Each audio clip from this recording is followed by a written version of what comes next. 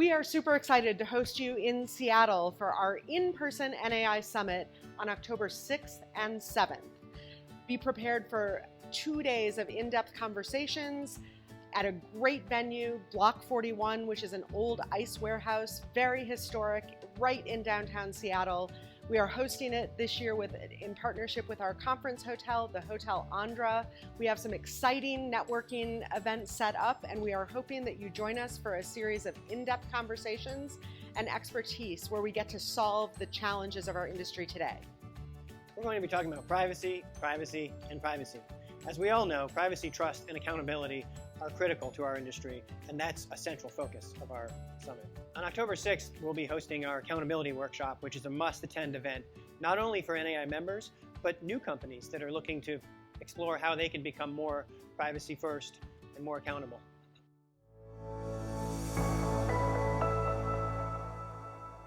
Welcome to our session today, our virtual panel discussion, and we're delighted to have you. Thanks for joining us. You all just saw the video that we are just releasing to promo our summit on October 6th and 7th in Seattle. I hope you can join us. We will be coming out with some additional details regarding the program for the event and speakers and all that. We're working on that now, taking input from members and interested parties. So we're really excited. We're really excited to, as much as we love these virtual events and we've been having a good turnout, we're super excited to see everyone in person. It'll be lots of fun. So if you haven't already, please go to the site and register and find out more about our summit. I'd like to begin our program and discussion today. We've got, I think, a really well-timed discussion about global privacy controls, a term that's used almost universally lately, at least in our industry, but has a lot of questions around it and a lot of confusion and a lot of opportunities and a whole host of challenges. So we put this panel together and brought together a bunch of experts to talk about some of the key elements. What we'd really like to do in this session is three things. First, we would really like to focus on reviewing and discussing the status of California, which is really what I think California, the CCPA, the regulations, and the CPRA really led to changing the dynamic and really reinvigorating discussion around global privacy controls. Second, I'd like to just specifically talk about Ashkan's GPC, which is often referred to kind of as the GPC, and talk specifically about that initiative, plans for getting that rolled out, and other related signals. And third, we'd really like to discuss more broadly GPCs in general. How they could impact our ecosystem, their potential benefits for consumers, their potential benefits and impacts on industry, and try to see if we've got consensus for moving forward and trying to, as an ecosystem, have a plan to be able to utilize GPCs in a way that's good for consumers and good for industry, because ultimately that's our goal here at the NAI. So with that, I'd love to introduce our panelists. Joining us today, I'm very pleased to have Meredith Halama, who's a partner with Perkins Coie, and she's the firm-wide co-chair of the privacy and security practice, as well as ad tech privacy and data management practice. Meredith's been with Perkins Coie for 8 years now. Previously, as many of you may know, she was with NAI, so she's an alum. And not only that, but while Meredith was at the NAI, she was instrumental in helping to develop the industry's policies with respect to the collection and use of data from mobile devices, as well as how to respond to browser-based do not track signals. So Meredith has been there, done that, has a lot of experience to draw on, and we're delighted to have you here today, Meredith. We're also joined by Don Marty, who's the Vice President of Ecosystem Innovation at Cafe Media. So Don works within the web technology and standards community, where he's been for a long time, and is working to advance a publisher-centric, user-respecting future of digital advertising within Cafe Media. And as many of you may know, Cafe Media is one of the participating organizations in the GPC initiative. And Don has been a strategic advisor to Consumer Reports, and he previously worked at Mozilla, so he's got a good background in the privacy community and the browser community, and brings a lot of technical knowledge. So will be very instrumental to this conversation, and I'm delighted to have you here, Don. And of course, Doug Miller, who most of you know, certainly our community. Doug is the Vice President of Global Privacy and Trust at Verizon Media. He's a leading strategic thinker, has been for a couple decades now, during his time at initially AOL and then Oath and now Verizon Media, and potentially soon Yahoo, depending on how that all goes. But I think everybody knows Doug and really values his experience and his leadership on privacy. And he's been the chairman of the NAI board for several years now, and we're delighted to have him join us today. So with that, welcome to our panelists. Welcome to all of you. Thanks for joining us again. And why don't we start out talking a bit about the legal state of play in California? I think everyone's been paying a lot of attention to the various developments, but it would be useful for us to run through them and talk about it. So I'll give a bit of an overview, and I know Meredith has been counseling probably dozens of clients on this, so I'd love to have her jump in, and the others. But so we're in a situation here where, as everybody knows, the CCPA implementing regulations added user-enabled privacy controls as an acceptable method for users to submit their requests to opt out of sales. This is really kind of got the conversation going, a conversation that we knew was coming with the CCPA.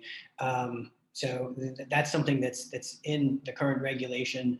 And it did clarify, there's some questions about the regulation and about the implementation.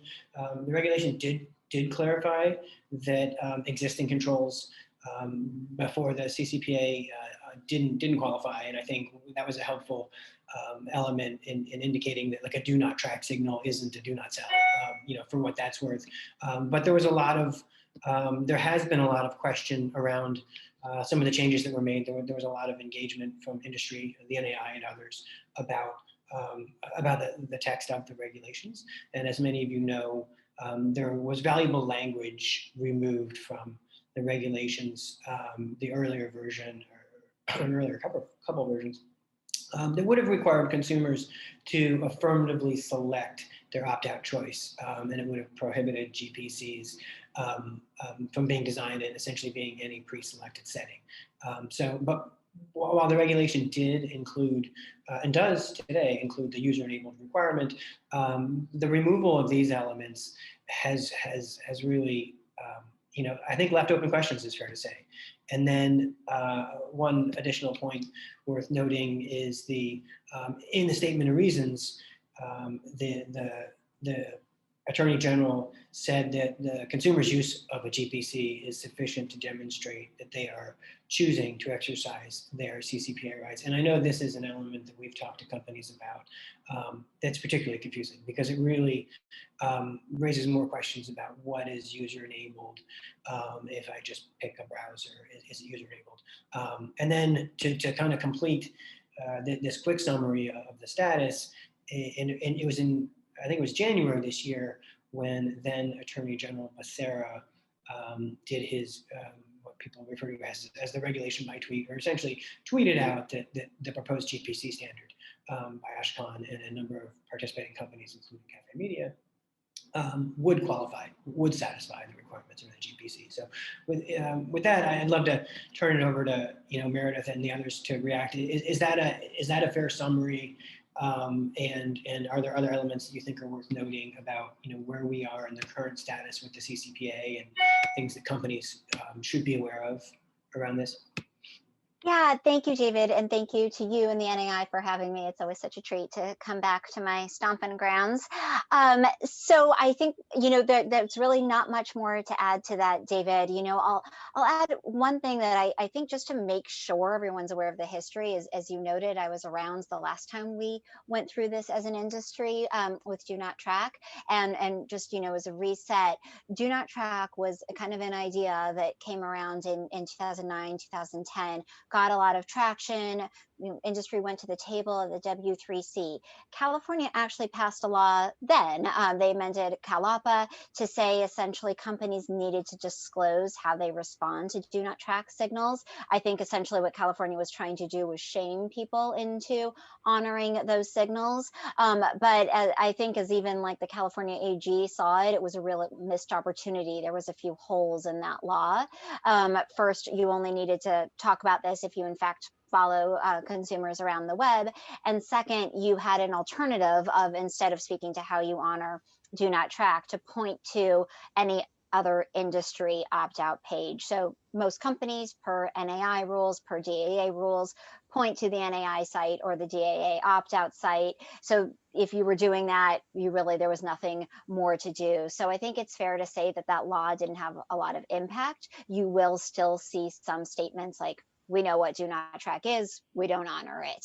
But I mention that because that's one of the things that the California AG, in issuing regulations around CCPA and GPC, mentions. And I think that often in this space, it's really just important to be aware of the history and think about the mistakes that were made. And so that's why I think it's like, just I want to make sure we all have that framing. And as I'm sure Don will speak more to, and one of the reasons that I think do not track ultimately fell apart and the progress that industry was making came to a halt was when Microsoft turned it on by default. I was at the table at the time and really saw a shift in momentum at that very moment. And so I think that's a key thing that we should keep in mind in terms of those prior legislative efforts from California. So then moving forward into the present day, or the near present day, just to underscore a couple of things that David said. The CCPA itself, of course, gives consumers a right to opt out of sale. It doesn't say anything about GPC, but the AG, in issuing the regulations, started to speak to user-enabled global privacy controls, such as a browser plugin, privacy setting, a device setting, or other mechanism that communicate or signal the consumer's choice to opt out of the sale of personal information. As David says, even though we lost that cannot be on default by default concept, I think that was a real sigh of relief for folks to know that they didn't have to look at do not track. Instead, we were looking at a new future looking signal, and then what that signal was remained to be seen. And then I just to touch on, a little bit more the confusion that you started to highlight, David, we had this kind of ongoing rulemaking that had some ambiguity, right, of what does it mean to affirmatively opt in? What is a consumer's choice? Also, statements, that GPC is not an authorized agent request. It's something else. It's something that comes directly from a consumer. So, you think about the intersection of those two regimes, it plays out a little bit differently from what I can tell in Colorado, or could anyway. Then we move into the CPRA. And as everyone knows, it's a new ballot initiative. It takes these GPC concepts from the regulations and makes them statutory, and contemplates rulemaking to flesh out what this signal is going to be. And so I think certainly a lot of people that I worked with thought, okay, well, we know we might get this thing under the CCPA, but we really don't know what that is. So, maybe with the CPRA, we'll get a couple years, right? Like maybe W3C will really work out what this thing is. And we won't really, maybe a voluntary basis, we have to dig in before then, but we don't have to.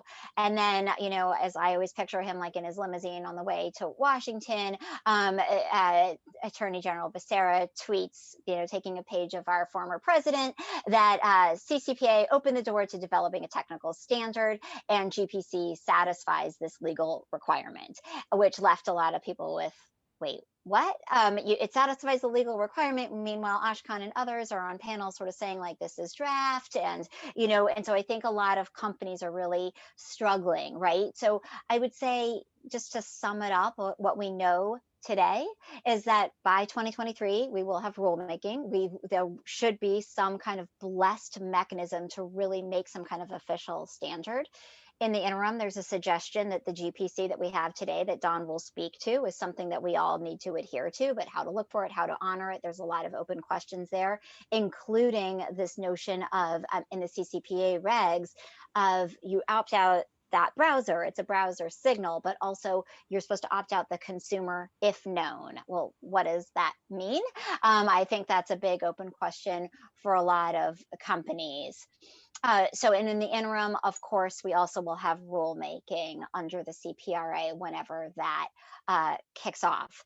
So that's what I would add to your summary, David. Fantastic, as expected. That's a lot of great additional detail, Meredith. Don, Doug, do you all have anything to add on this element in terms of what the current status is, or do you think that pretty much covers us? Yeah, I would definitely agree with Meredith's point that this is very different from the old do not track signal. So the original do not track signal was web people coming up with a thing to stick into a browser and then later on trying to come up with standardization or policy about what the meaning of that signal is. In the case of GPC, we have a legal requirement that's been written out, and we got it as a PDF first and then wrote the JavaScript to implement this narrowly defined signal that is intended to send just what that set of regulations requires. So I know that there's some mention of being surprised. For example, some people on Twitter were surprised, but really the regulations kind of ground through the regular process, and the GPC developers watched the regulations and implemented them as accurately as possible. So it was not that much of a surprise to see the Attorney General commenting favorably that this does implement the law. Right. I think you're right. The surprise was really that this guy looked like Trump and was tweeting things. I think I think you're right. I think from day one there was a lot of talk about global privacy controls, and yeah. So to some extent, not terribly shocking. But I'd like to as we transition to a little bit more of a discussion about kind of the GPC. I'd like to highlight something that Meredith said that I think is super important, and we can kind of connect these two points. The reference, Meredith, that you made to whether or not a consumer is known is a significant difference, and can be a real challenge, and I think isn't entirely clear. Do not track being something that was tied to what we were just talking about, a different policy, a different regime, and cookies, and there wasn't an ability to essentially know that it's a person across various devices. So that's something that I think we definitely should talk a little bit more about and touch on. But I would love, Don, if you would jump in and provide a little bit more about the status of the GPC, because we've had a lot of member companies ask us about the status. I know, the last I've seen, maybe this has been updated, but I saw the beta. So I'd love to hear kind of like where that's at. I know that it seems like the companies are growing. So talk a little bit, if you will, about the status, how that's going, how it's going to work, and who's been involved, and why you think it's a good thing. Sure. First of all, I do have to give credit to the IAB Tech Lab for a forward-thinking process on CCPA compliance and the U.S. privacy string that many sites rolled out very promptly before CCPA came into effect at the beginning of last year. So from the web publisher point of view, it's very good news that we have that underlying industry consensus around how CCPA compliance works. So from the point of view of the 3,000 independent publishers who rely on Cafe Media to handle their advertising, adding GPC support was a matter of connecting the GPC signal to the existing industry standard CCPA compliance framework. And I like to say that it was one line of JavaScript. However, our JavaScript developers are really good, and it ended up just making one existing line of JavaScript somewhat longer. So from the point of view of the web publisher that's already doing CCPA using IAB's framework, then adding GPC was a relatively small incremental project. I do believe that coming into compliance with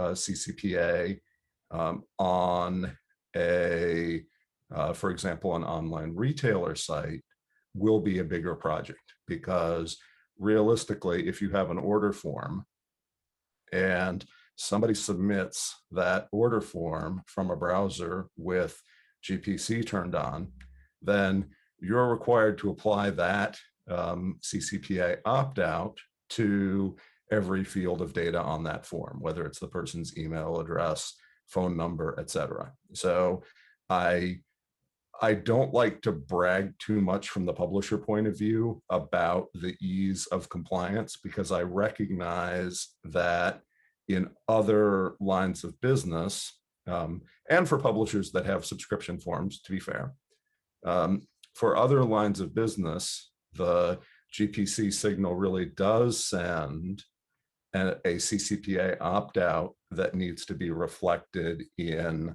a lot of different data handling practices.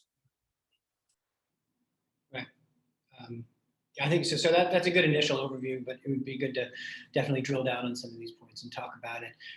Doug, I'd love to hear from you, and I'm sure everyone would, about the ad tech perspective on this, and while it may be just a little bit of a couple lines of code, in some cases, as Don mentions, it's harder to implement, on the side. So I'd love to hear a little bit more about that. And before you get started on that, Doug, I'd like to invite people to comment and question. We've got that open in the chat. That's one of the benefits of our virtual session here. So we're going to try to get to questions at the end, but if you want to drop stuff in, along the conversation, feel free to, and we'll try to pull it in as we go along. Doug, it'd be great. I'll hand it over to you. Sure, thanks, David. Look, I think the challenge for ad tech is the challenge of adapting in the midst of uncertainty, and that the concept of adaptation requires figuring out not just what to do, but on what timeline to do it. Timing is everything. So if you're a company, you're sitting around and you're thinking, you're looking at a lot of uncertainty in what the regs actually mean, what the law actually means, what did they actually intend for CPRA as well.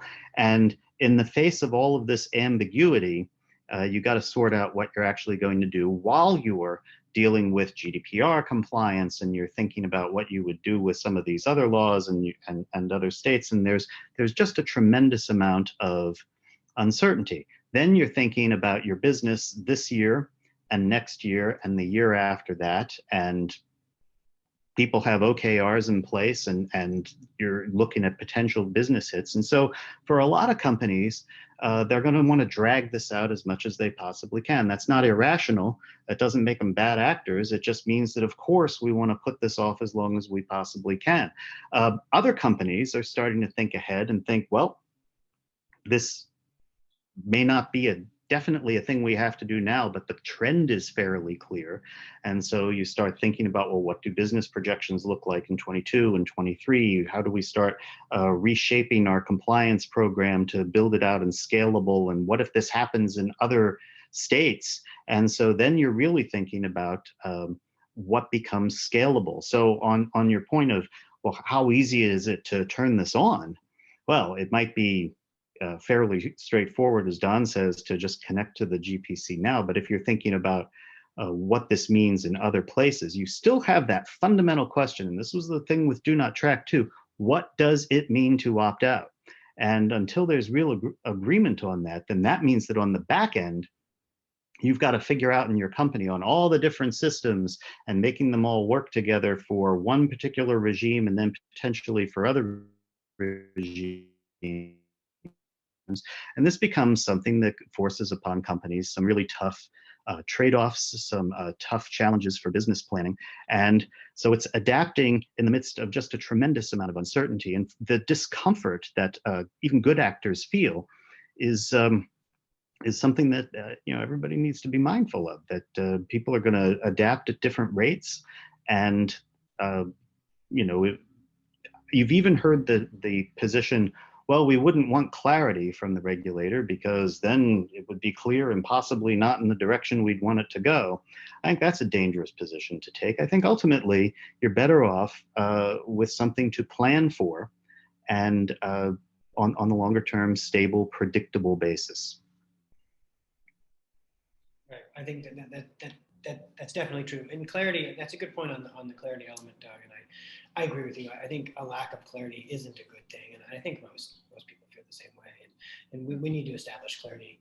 And we're certainly pursuing that in a couple different ways. Yeah, I'd love to turn back. There is another area of the regulations that is directly relevant to this, though, and that is the recent what is an increase in clarity on what California is calling dark patterns. And so I think what we're seeing as far as guidance from regulators is a fairly clear direction on future-proofing future projects, which is please try to capture the user's actual intent with how their data is used.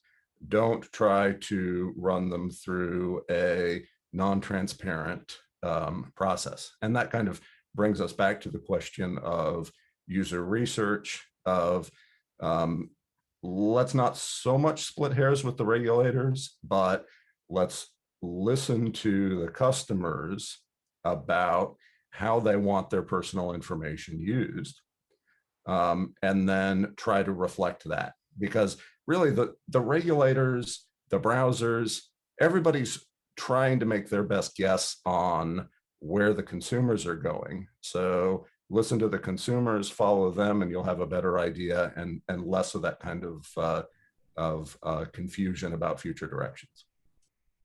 I think that's a good point. And just to build on that, I think it becomes an argument for ensuring that any sort of global privacy control has to be user enabled. If we're going to respect consent, let's respect consent.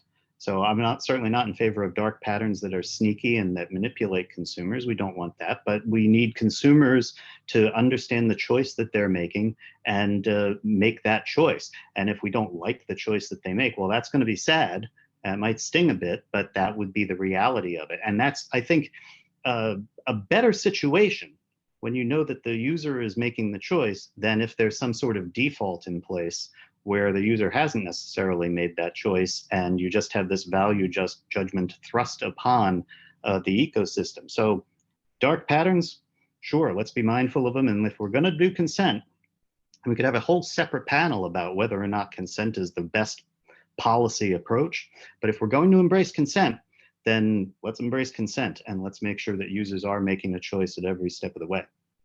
Yeah, that's a great point, Doug. And I actually wanted to come right back there. So I'm glad you raised it. And Don, I almost chuckled a little bit when you referred to dark patterns as providing clarity, because I think as of now, the concept, the discussions, I think dark patterns are a bit of a rabbit hole. So, I'm not sure we're in a place of like dark patterns equal clarity, but, but putting that aside, I think, going back to these key points, and you mentioned it, Doug, and it was right where I wanted to go anyway, going back to the user enabled element and the meaning of the signal. So I think that the two key things always have been, is it user enabled? What does that mean?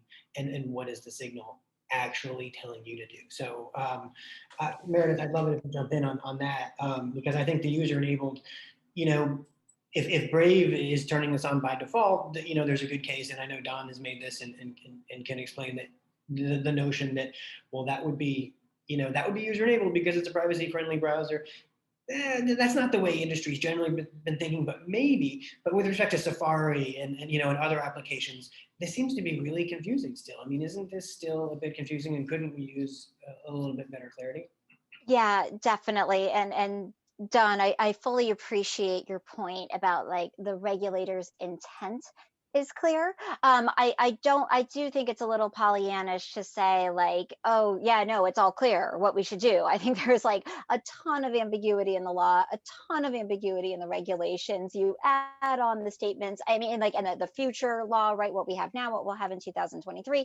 Otherwise, why would we need a regulatory process, right? Like they could just say like, just honor it. But clearly, even California contemplates that we need rulemaking to get specific on what it is that you look for and the like.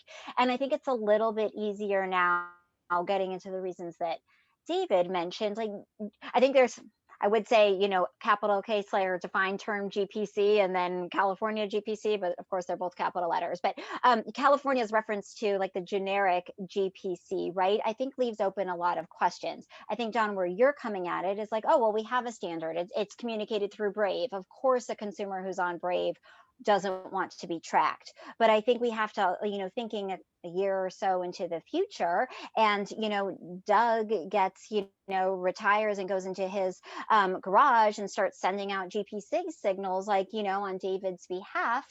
What do I look for? What do I have to honor? What don't I have to honor? I think there's a lot of questions there that will need to be worked out. And I think that, it's also a little bit, and Don, I think you can further elaborate from the technical perspective here, but as I understand it, on Brave or DuckDuckGo or what have you, clients will come and they say, well, okay, what do I do when I see this thing? And then I say, well, okay, what could you do if you wanted to? And it turns out those browsers block anything that would be like tracking or selling or sharing anyway. So beyond the known user situation, which I'll get to in a moment, there's really not much to do. But I think that we can imagine in the future that you'd be on a browser that would allow some form of selling, sharing, tracking, whatever the operative term is, but you see this signal. And you're really kind of stuck with like, what do I honor? What do I honor? To Doug's point, is this user enabled? Is it something else? How do I know? That, we'll have to work through. And then I think, and sorry, go ahead, Don. Yeah. No, yeah. I think in this situation, I think it's important for people who are making that kind of decision to go back and look at the original PDFs of the regulations.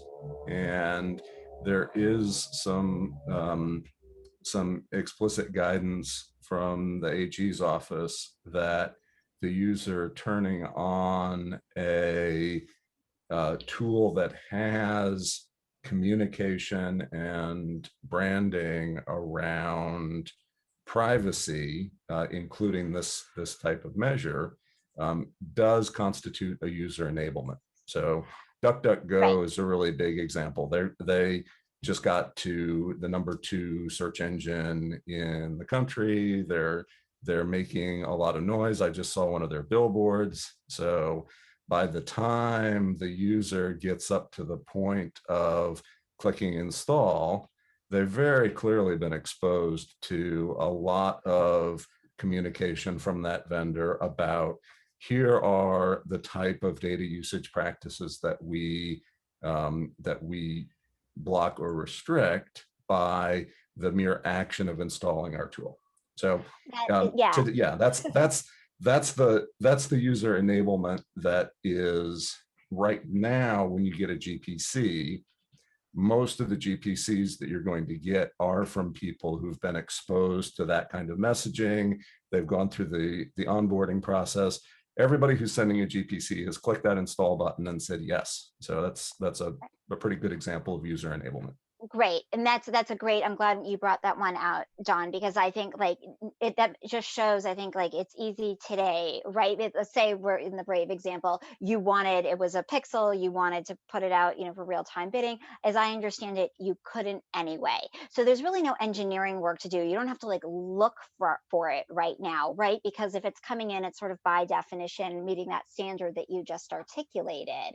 But I think a lot of companies aren't, they're going to start just getting these signals, how do they parse whether it's coming from, Doug's garage, or whether, and how did, like, do we all have to go out and individually research, like, how was this developed? What was the marketing that led into it? What, like, getting into consumers' minds as they operate these things? That doesn't feel to me like a real scalable solution. So I think that, these are things that are going to have to be front of mind as GPC moves into mainstream browsers. Right. There's this hypothetical argument of perhaps in the future, some future browser might send GPC without a user preference. And that is something that I think the browsers learned the hard way not to do that when Microsoft Internet Explorer made their big mistake with Do Not Track. And so browsers are more likely to bring back the blink tag than they are to start slamming GPC onto people.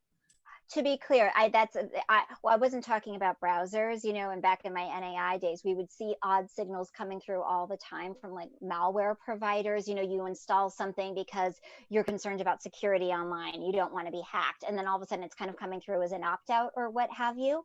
So it's less the browsers that I'm concerned about and more the extension that Doug builds in his garage, where people are maybe downloading it for one reason and it's actually communicating GPC.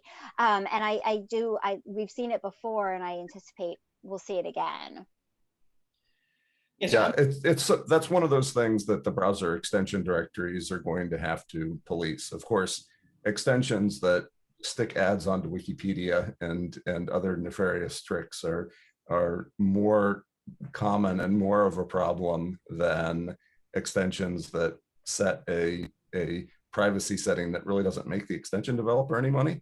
But of course, along with all the other many things that extensions can do to the user, it's something that those extension directories will have to keep an eye on.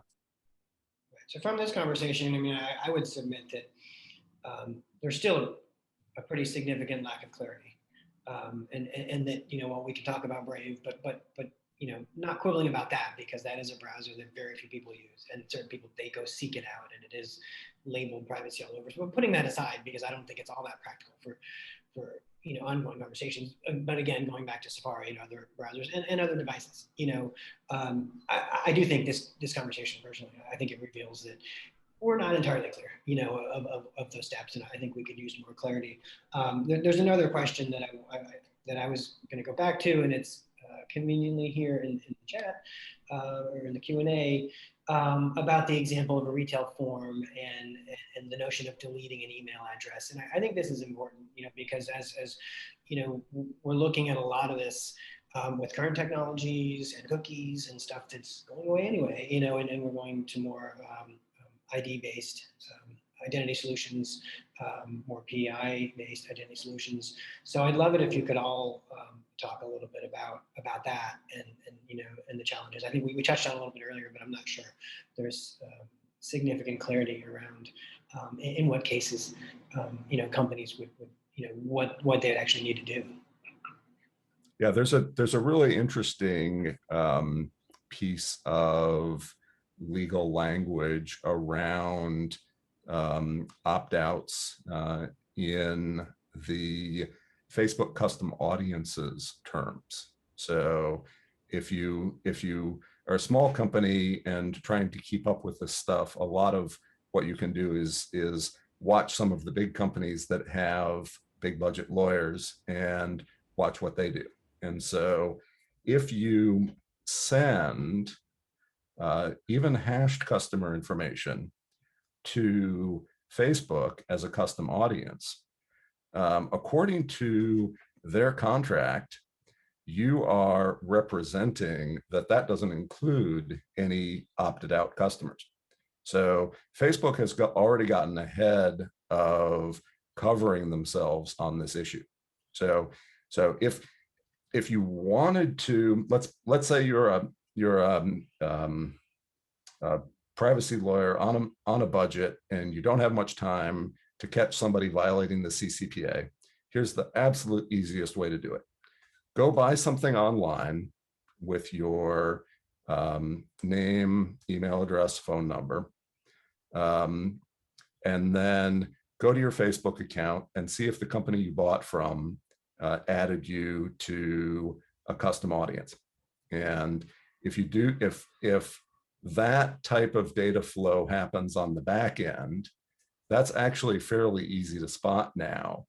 And it's something where Facebook is covering themselves already, and where brands that are collecting user info are in a position where they need to cover themselves as well. So can I jump in there, David? As I think this is one of the places where there's a lot of ambiguity, and I counsel a lot of clients in this space. And I think the language that you're referring to, Don, is you represent and warrant that the hash data does not relate to data about any individual who has exercised an option that you have, directly or indirectly, committed to honoring or provided an opt-out to having such data. And the way I read that is, if you haven't promised someone an opt-out, then you don't, and there's no, so if you haven't said we respect GPC signals, then you don't have to honor them by suppressing those people from your custom audience list. And of course, Facebook agrees to act as a service provider for this. So, and I'm not saying that I would advise my clients to do that, because I think you're right. At minimum, it looks bad. And, consumers who have this on, they don't want retargeted ads. So why would you do that? Why would you waste your marketing budget? But I point that out in terms of the ambiguity that's here that we're all going to be working through. And I appreciate your point, Don, about the kind of intent being very obvious and kind of using common sense and thinking about consumer expectations. But I also do think that it's really complicated to try to sort out the intersection of all this. And that language in Facebook's terms has been there for many, many years. I don't think it's specific to GPC or do not track or any of these signals that we're talking about. Yeah, and if you go back and look at the privacy policies, everybody's got the 2020 version of the privacy policy in which they're complying with CCPA. And so complying with CCPA is including the CCPA regulations on sale of personal data. And I think we are getting more clarity on what is and isn't a sale for purposes of CCPA. And of course, the projects that people are doing now are going to be deployed during 2022, which is when the look back period for CPRA is in effect. So we've really got to be, one, aware of the consumer's intent, and two, prepared for that 2022 period. Which I think captures two important points as I'm sitting here listening to this. One is, we can talk about ambiguity now, but the trend, I don't think, is ambiguous. I think where we're going in the long term is you're going to end up having to accept more opt-outs and to interpret things in a way that's going to be pro-consumer. And I think that's just the way it is. It's going to rain, put on a raincoat. But the consumer role in this, I think, is important because, we were talking about what consumers intend, and maybe if you use the Brave browser, you're very pro-privacy, but in the broader spectrum of consumers, I think there's an awful lot of variation. And, when we debate the merits of consent as a model for privacy protection, the onus is on consumers, people will say, and they have to read 80 gazillion privacy policies all the way to the moon and back, and they have to understand the consumer controls. Well, okay, but they also have sort of an obligation as people who are using new technologies. It's a life skill, really, to use these things and to take a moment and figure out what you care about, whether or not you want to get free content in an ad-supported internet, or whether or not this really bothers you, and figure it out. That's why a user-enabled global privacy control is not necessarily something to fear, as long as it's something where there's clarity about what it means if you're the companies that are figuring that out. But consumers really have to do their part, and we can help them. And I hope that consumer advocates and privacy advocates and regulators do do that role too, because the spectrum of consumers, there are consumers who really care about this, there are consumers who really don't, and everywhere in between. And so the diversity of consumer perspective is going to complicate things, just like the diversity of new business models and the diversity of targeting as we adapt to a whole new marketplace. And it just gets harder. And we and organizations like the NAI have a function here, an important function, to help us bring order from all of this chaos. Yeah, and we have the interesting situation where the same brands and the same publisher titles have both a web-based consent process, and they're also shipping an Apple iOS app where, of course, Apple app tracking transparency is in effect. And in the Apple system, the two buttons to ask app not to track or allow tracking are the same size and right next to each other. And so in the case where a brand gets a consent rate on the web that's significantly different from what that same brand gets in Apple ATT, that's going to raise some questions. Yeah, I think that's a really good point, and we've got some questions coming in the Q&A here. It seems to be, I think maybe a couple of these are coming from Stacy spoofing Christy, trolling us here, but some really good questions and stuff we wanted to get to. One being Colorado, and she popped the language in there, and I do want to talk about that. That's on the list here, so I want to talk about that. And then Don, but you just also touched on something that was raised that we want to get to, which is this being a broader conversation than just browser signals. I mean, it's currently really focused on browser signals, but we all know that it's more than that, and I think that raises challenges. So I'd love to hear some further expansion on that if anyone has any. And then in Colorado, we seem to have a new flavor and some new helpful language on what user-enabled might mean, and the language specifically says essentially that there need to be regulations that permit the manufacturers of the platform or the product to offer the opt-out mechanism not to unfairly disadvantage another controller, which is really a key element and something that we wanted to see, and we're happy to see that there. So it'd be great if you all could kind of jump in on those two questions.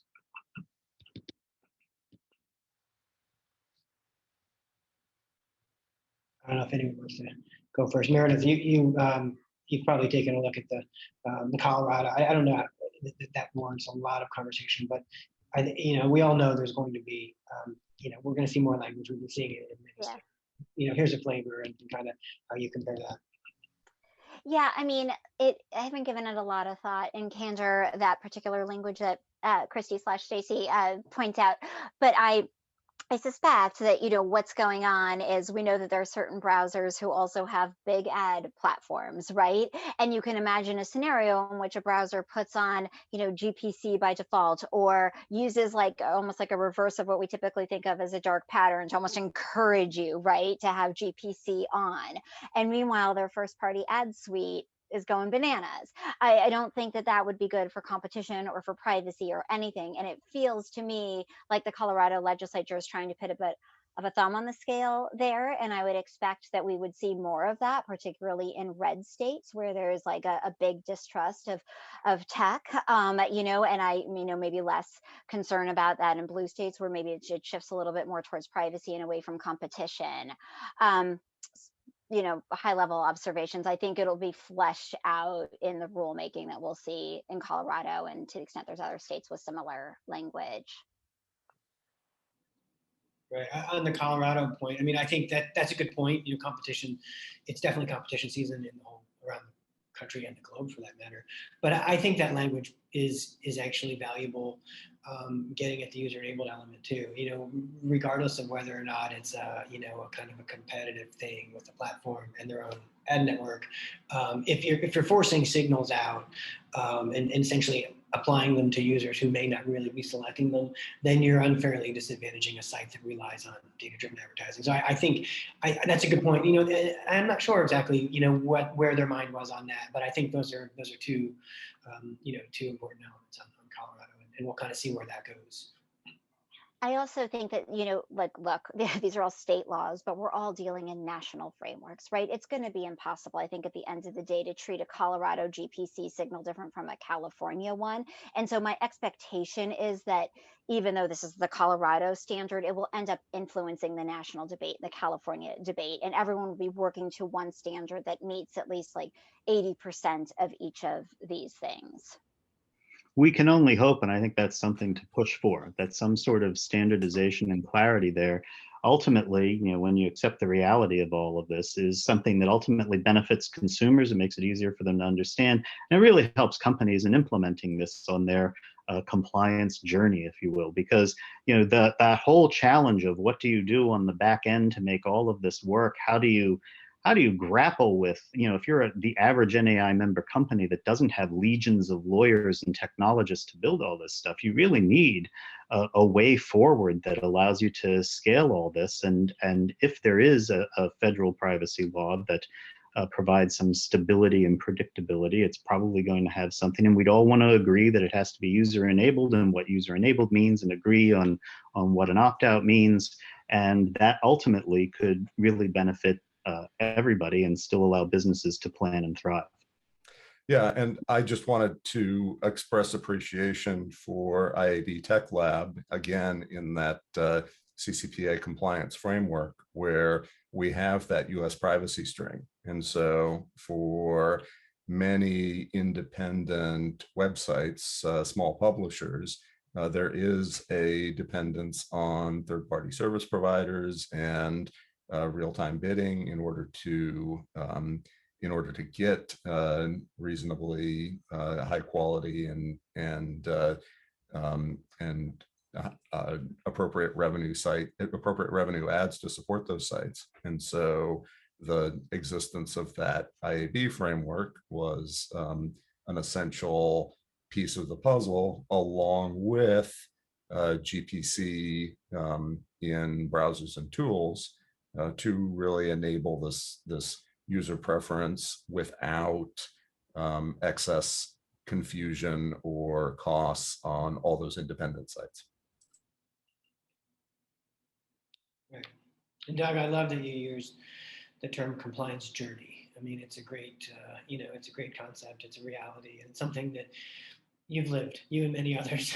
So I think it's very fitting, and it's where we're at, right? I mean, I think we're on a compliance journey, and it's moving fast, and it's moving in different directions at times. And it gets to my earlier point about timing. Adaptation is one thing, and what do you actually do, but also when do you actually do it? And so the conversation that the people in the audience need to be teeing up in their businesses is not just the legal conversation about how do we sort out these complicated issues, but the business planning conversation of how do we move this all forward. And then the conversation of what do we as an industry start advocating for? It's a fair question. If a global privacy control becomes something that you can accept and on user-enabled, and what user-enabled means and what opt-out means and all that, well, then it becomes easier to argue for a federal privacy legislation framework that does not have to be opt-in. It does not have to be overly opt-in based, because you're creating a meaningful opt-out basis that everybody would probably be able to live with. I think you start deciding some of these things, it starts to create your advocacy agenda for you.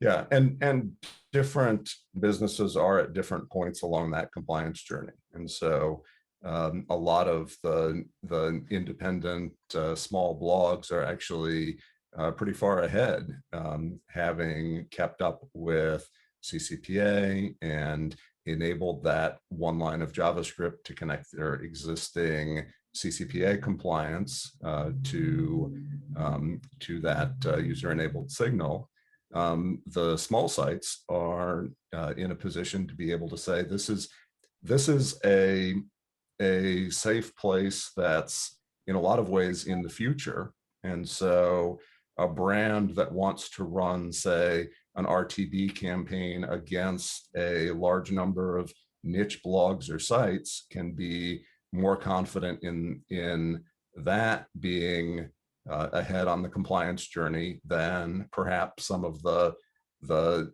more complex behind the scenes systems for hashing people's data and throwing it over to Menlo Park.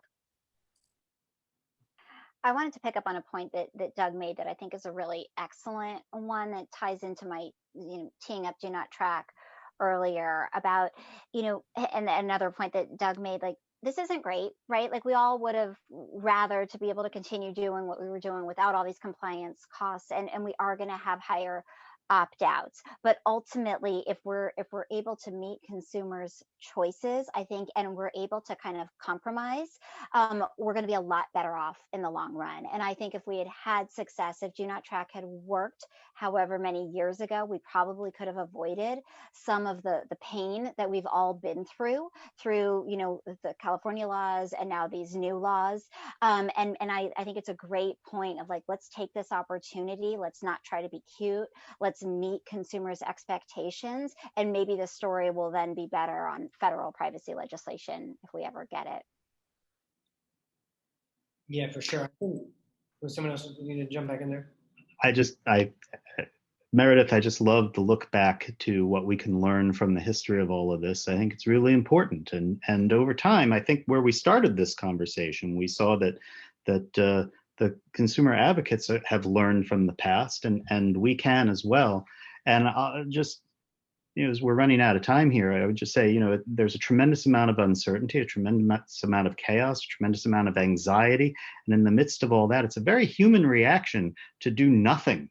To just go, oh my God, I'm not going to do anything, and just wait this out. And I think the doing nothing is probably not advisable at this point. And so that's why I think it's so great that the NAI is holding a conversation like this that allow everybody, NAI members, to really engage on these issues, because talking about them and finding a way forward is a lot better than doing nothing. So thank you, David, for pulling this together.